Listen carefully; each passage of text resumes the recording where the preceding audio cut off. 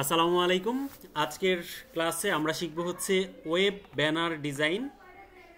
So আমরা যদি বিহ্যান্সে এসে সার্চ করি যে ওয়েব ব্যানার লিখে, তাহলে আমরা শুধু বিহ্যান্সে না, দেখেন আমি বললাম আর এখানে চলে আসলো এরকম কিছু একটা, বাহ। সো আমরা ওয়েব ব্যানার লিখে সার্চ করলাম, দেখেন বেশ কিছু ওয়েব ব্যানার এখানে চলে আসছে না? সো আমরা হচ্ছে যে কিছু ওয়েব ব্যানার ডিজাইন দেখি, দেখেন এগুলো হচ্ছে এক একটা ডিজাইন।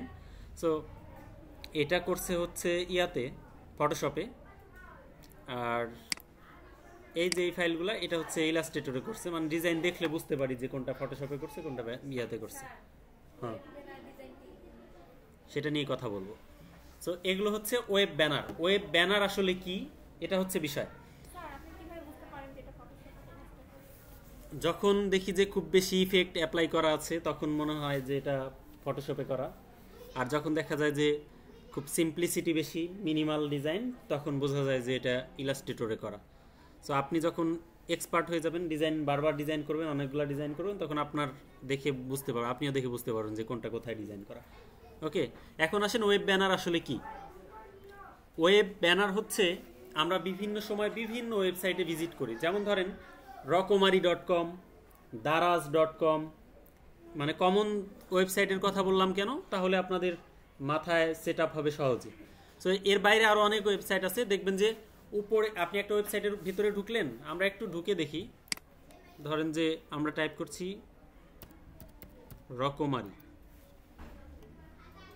রকমারি বুক স্টোর, এটাতে ক্লিক করলাম।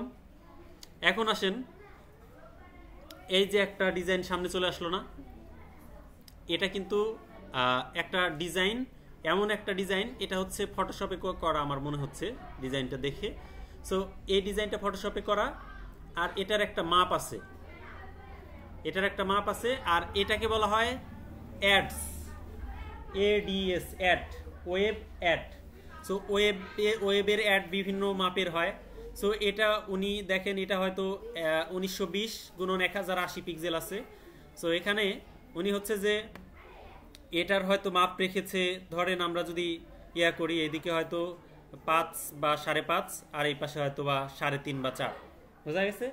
এত ইঞ্চি রাখছে। সো ইঞ্চিতে বলে না, মানে ওয়েবসাইটের ক্ষেত্রে পিক্সেলটা ধরা হয় বেশি, পিক্সেল, এত পিক্সেল গুণন এত পিক্সেল।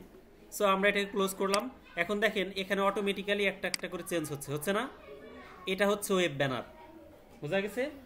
আবার কিছু কিছু ক্ষেত্রে এটা অটো চেঞ্জ হয় না, কিন্তু হচ্ছে যে স্টিল ফটো থাকে অনেক সময় অনেক ওয়েবসাইটে, তো ওগুলাও হচ্ছে ওয়েব ব্যানার। এই যে এটা একটা ওয়েব ব্যানার। এখন দেখেন এটার মাপ হচ্ছে, ধরেন এখান থেকে এখানে কত পিক্সেল আছে, আর এখান থেকে এখানে কত পিক্সেল আছে, এটা হচ্ছে এটার মাপ, বোঝা গেছে?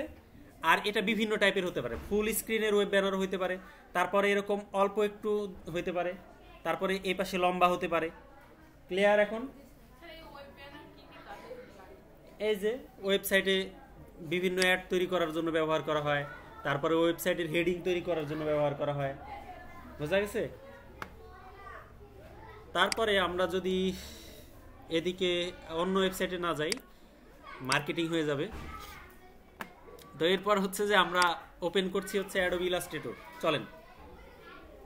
তো ওয়েব ব্যানার আপনি যখন যে ওয়েবসাইটের ওয়েব ব্যানার করবেন, আপনার ক্লায়েন্ট আপনাকে বলে দিবে যে আমার এত পিক্সেল বা এত পিক্সেল গুণন এত পিক্সেলের আমার একটা ওয়েব ব্যানার প্রয়োজন।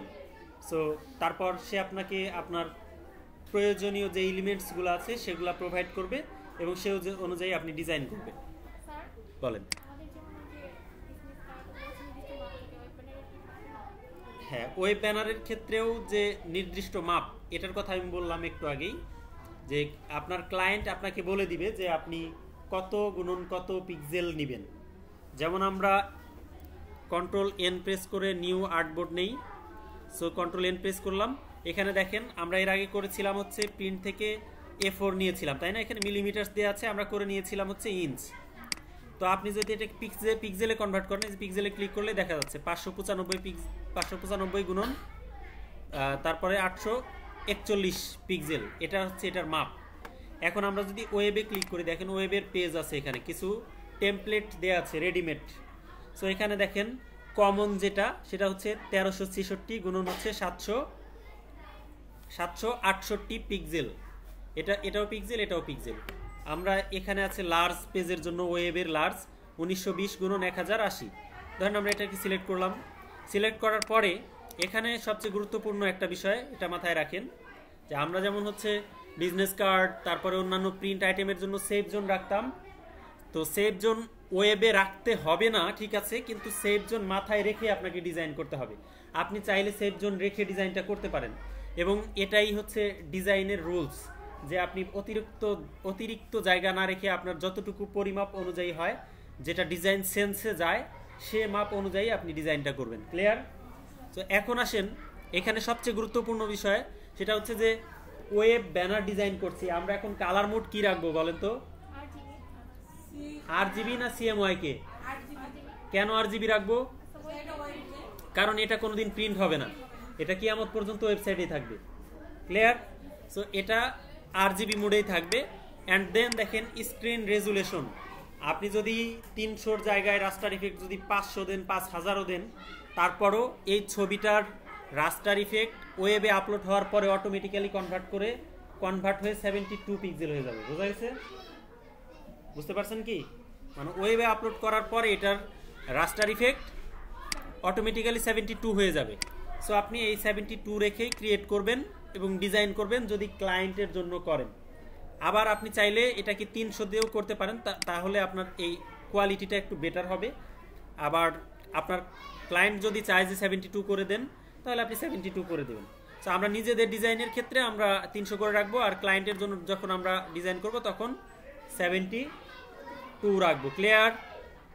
ওকে, দেন আমরা ক্রিয়েটে ক্লিক করলাম। সো এটা হচ্ছে আমাদের আর্টবোর্ড, এবং আমরা একটা সিম্পল ডিজাইন করব একটা ওয়েব ব্যানারের। আমরা এখান থেকে অফ করে নিলাম স্ট্রোক, আর এখান থেকে আমরা আসলে একটু সার্কেল টাইপের এবং একটু সহজ সরল সাবলীল টাইপের একটা ডিজাইন করব, খুব মিনিমাল। আমরা সার্কেল দিয়ে আর্ট করব। ইলিপস টুল নিলাম। সো ইলিপস টুল নিয়ে আমরা এখানে একটা সার্কেল দিলাম, অ্যান্ড দেন এটাকে আমরা একটু অ্যারেঞ্জ করে বসাবো। ধরেন এদিকে বসাবো, এটা এখানে বসাইলাম, মানে দেখতে পাচ্ছেন যে এটুকু বাতিল আর এটুকু আমাদের কাজে লাগবে। ক্লিয়ার?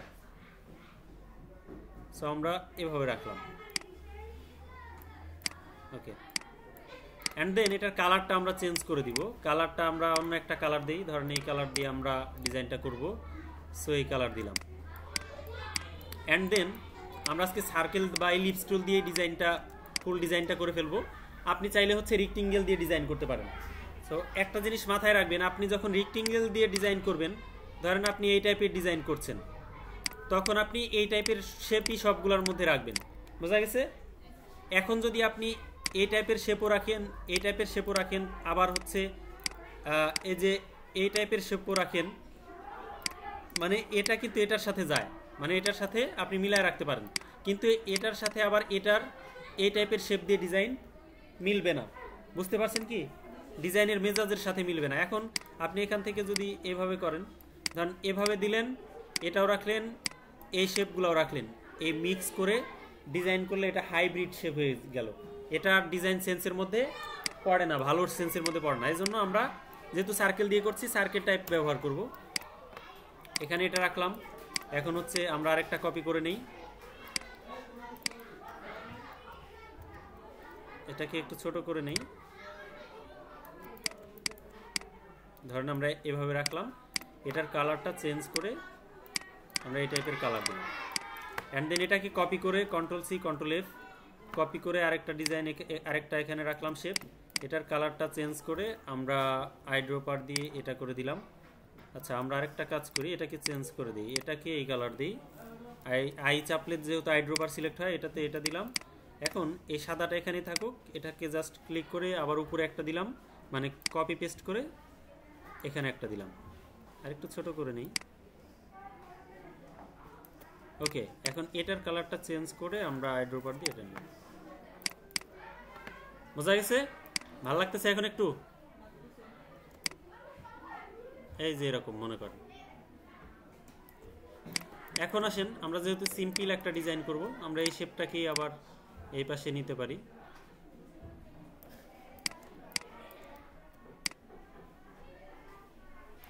জাস্ট কালারটাকে ঠিক রাখার জন্য। অ্যান্ড দেন আমরা চাইলে একটা এখানে নিচে একটা শেপ নিতে পারি। আমরা পেন টুল নিলাম, এই শেপটা দিব হচ্ছে আমরা একটু এই টাইপের।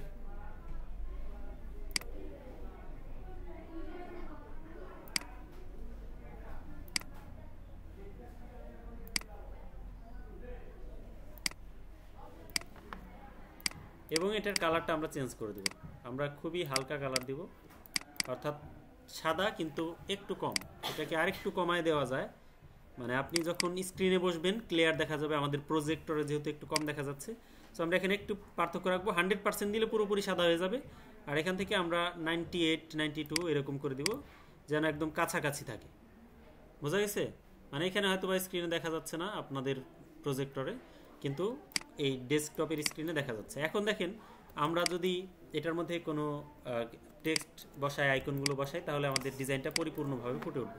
আমাদের নিচে যেহেতু কোনো শেপ নাই, শেপটা বসানোর জন্য আমরা কি করব, একটা রেক্টেঙ্গেল আর্ট করব, এখান থেকে কপি করে নিলাম এবং এটাকে একদম নিচে পাঠিয়ে দিব, সবার সবচেয়ে নিচে, এবং এটার কালারটা করে দেব ফুল হোয়াইট। আমরা ফুল হোয়াইট করে দিলাম এবং এটার কালারটা একটু কম, ডার্কনেস একটু কমায় দিছি। সো এটা এভাবেই থাকুক, অথবা আমরা চাইলে এটাকে এভাবেও দিতে পারি,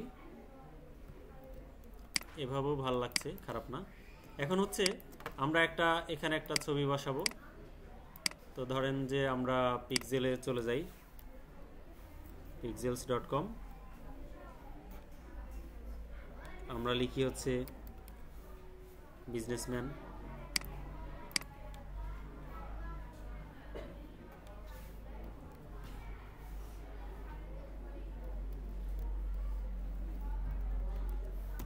এন্টার করলাম। এখন হচ্ছে আমরা একটা ছবি ডাউনলোড করব।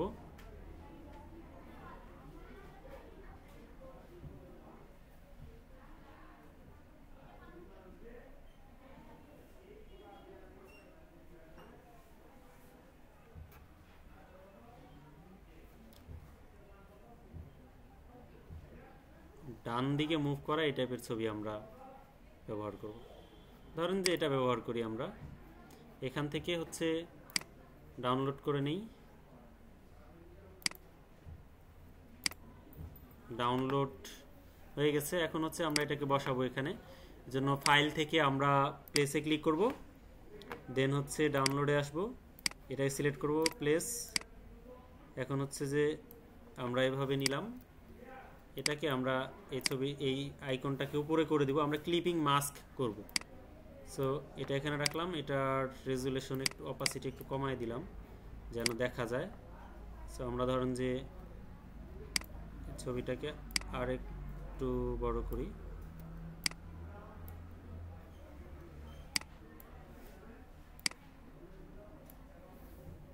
সো আমরা এভাবে রাখবো। অ্যান্ড দেন এটাকে, এই ছবিটাকে আর এই উপরের শেপটাকে সিলেক্ট করে রাইট বাটন ক্লিক করে তারপরে হচ্ছে আমরা ক্লিপিং মাস্ক করে দিলাম। তার মানে এটা বসে গেল এখানে। এখন আসেন আমাদের বাকি অংশ, সেটা হচ্ছে যে আমরা যদি এখানে টাইটেল বসাই, ধরেন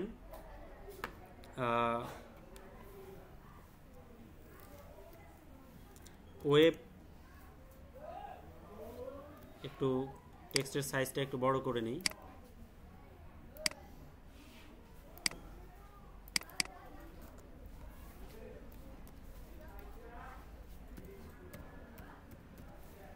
সো আমরা এটার একটা টাইটেল দিলাম ওয়েব লার্নিং।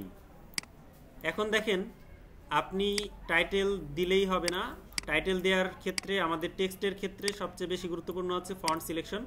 সো আপনি এখান থেকে একটা ভালো প্রফেশনাল ফন্ট সিলেক্ট করবেন। সো আমরা এটা সিলেক্ট করছি, এখান থেকে আমরা এটাকে করে দিলাম হচ্ছে বোল্ড, এক্সট্রা বোল্ড হয়েছে।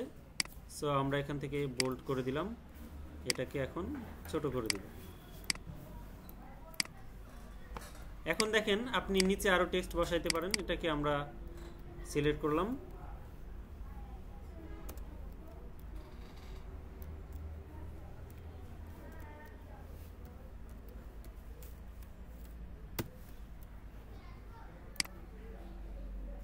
এবং এটাকে আমরা ছোট করে দিব। এটা আপনার ডিজাইনের মেজাজ অনুযায়ী হবে। আপনি আসলে মানে ব্র্যান্ডটাকে বেশি প্রমোট করতে চাচ্ছেন নাকি নাকি আপনি অথরকে বেশি গুরুত্ব দিতে চাচ্ছেন, এটা আপনার ডিজাইন সেন্সের উপর ডিপেন্ড করবে। সো আমরা এটাকে একটু মিডিয়াম করে দিই। এটার কালারটা আমরা পুরোপুরি কালো ব্যবহার করব না কোনো ডিজাইনে, আমরা একটু হালকা কালো ব্যবহার করব এই টাইপের।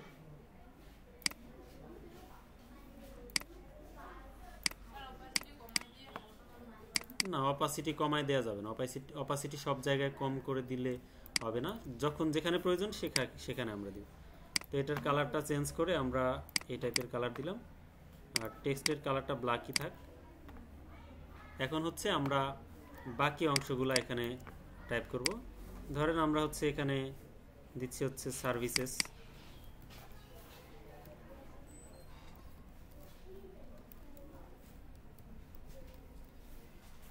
সার্ভিস বানান ভুল হয়েছে নাকি? সো ধরেন যে আমরা এই পাশ থেকে অ্যালাইন করলাম, এই পাশ থেকে অ্যালাইন করে এখন আমরা হচ্ছে যেহেতু এটাতে রাউন্ড বা ইলিপস ব্যবহার করছি, আমরা এখানে ছোট্ট একটা ইলিপস আঁকলাম, ইলিপস দিয়েই আমরা সার্ভিসেসগুলো বসাবো।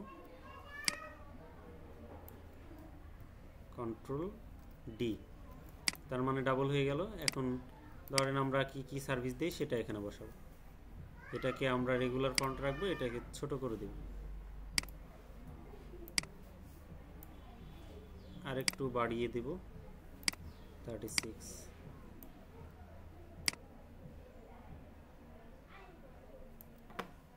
অ্যালাইন করে নিব আমরা, আপাতত আমরা এভাবে রাখছি। শিওর? জি হ্যাঁ, বড় করতে পারবেন, সমস্যা নেই। না, মাপ নাই, এটা আপনার ডিজাইনের উপর ডিপেন্ড করবে। বোঝা গেছে?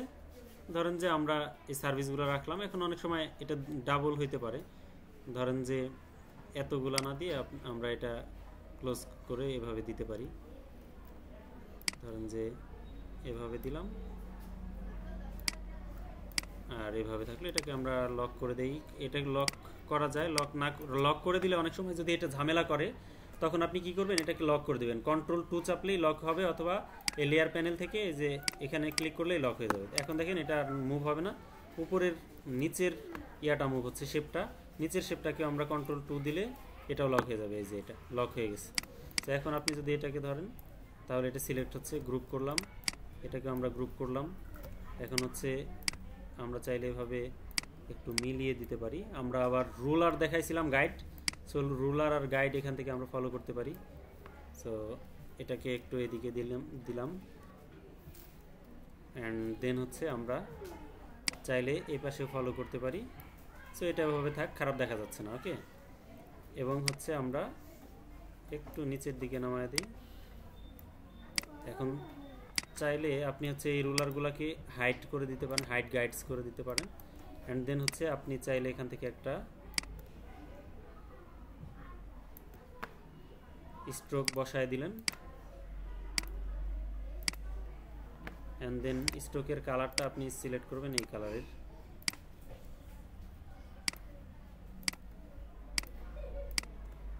তো তার মানে হচ্ছে আমাদের design almost ready. Almost ready বলতে আমরা ধরেন যে ডিজাইনের মধ্যে সাধারণত খুব বেশি টেক্সট থাকে এরকম না, টেক্সট থাকে কিন্তু হচ্ছে যে সেটা আপনার ডিজাইন অনুযায়ী ডিপেন্ড করবে। এখন আপনি চাইলে এখানে লোগোটা রাখতে পারেন। সো আমরা যদি এভাবে রাখি LOGO,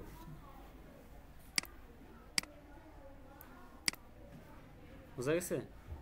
সো এখানে আপনি লোগোটা প্লেস করলেন, লোগোটাকে আমরা একটু ছোট করে দিই।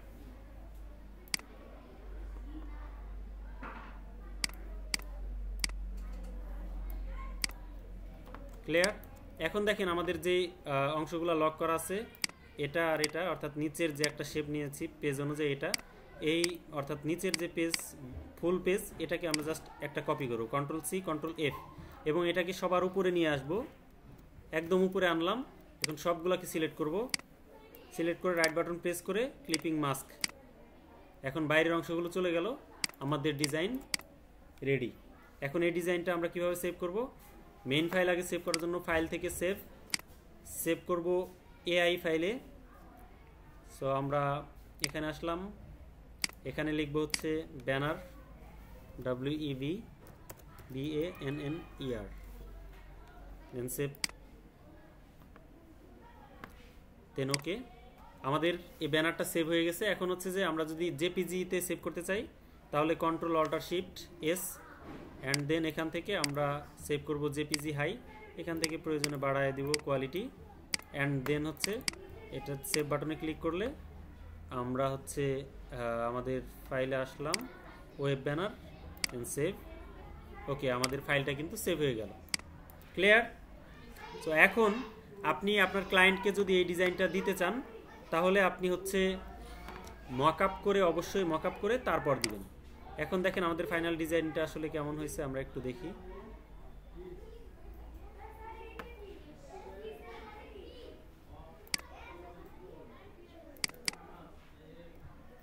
ওয়েব ব্যানার এটা হচ্ছে আমাদের ওয়েব ব্যানার, এটা হচ্ছে আমাদের ফাইনাল ডিজাইন। ভালো লাগতেছে এখন? ওকে, কালার সিলেকশন, ফন্ট সিলেকশন খুব বেশি খেয়াল রাখবেন, তাহলে আপনাদের ডিজাইনটা এমনিতে ভালো দেখা যাবে। Clear? Thank you so much.